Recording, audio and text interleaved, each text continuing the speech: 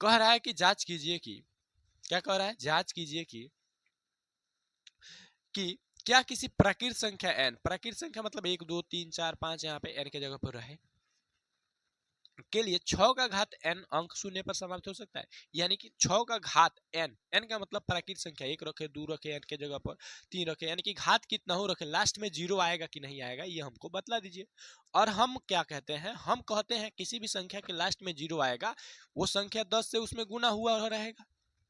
यानी कि अगर मान लीजिए कि 10 आता है, 20 आता है, 30 आता है, 40 आता है, 50 60 70 80 90, लास्ट में 90 आएगा ना, 90 जिसके पास भी 0 आएगा, 0 90, चाहे डबल 0 आ सकता है, आएगा ना, तो वो वहां पे 100 के रेंज में जाया जाएगा।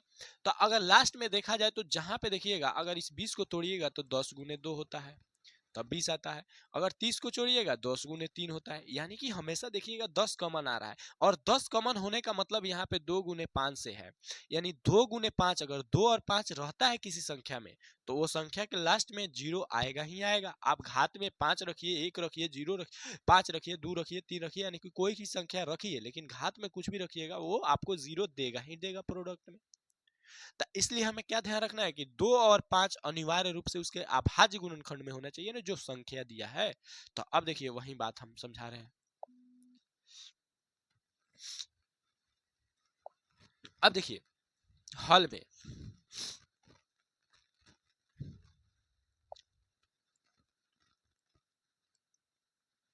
यदि कोई संख्या शून्य पर कोई भी संख्या शून्य पर समाप्त होगी तो उसमें अनिवार्य रूप से 2 और 5 होंगे।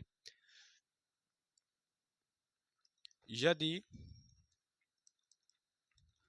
कोई भी संख्या शून्य पर समाप्त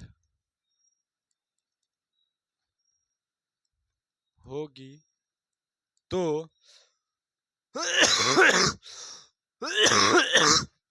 होगी तो उसके अभाज्य गुणनखंड में 2 और 5 अनिवार्य रूप से होगा, अनिवार्य रूप से होगा। अब देखिए हम लोग 6 का अभाज्य गुणनखंड करते हैं तो देखिएगा 6 का घात n दिया है। अब 2 और 3 का 2 और 3 2 तिहाई 6 होता है, इसका घात n करेंगे। अब देखिए तो यहाँ पे 2 का घात n गुने 3 का घात n आ गया। तो चूंकि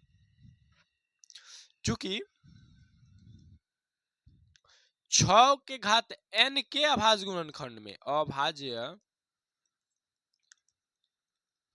गुणनखंड में 5, यहाँ पे किसको नहीं देखा गया, 5 को नहीं देखा गया, 5 अनिवार्य रूप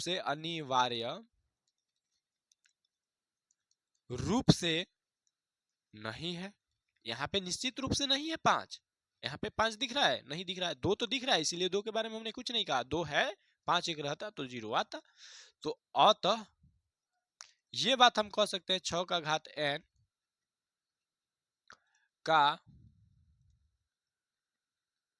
6 का घात n 6 का घात n 6 का घात n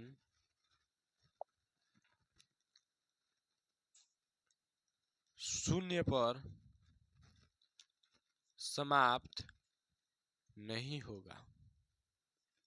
बस इतना ही लिखना है, बस हो गया।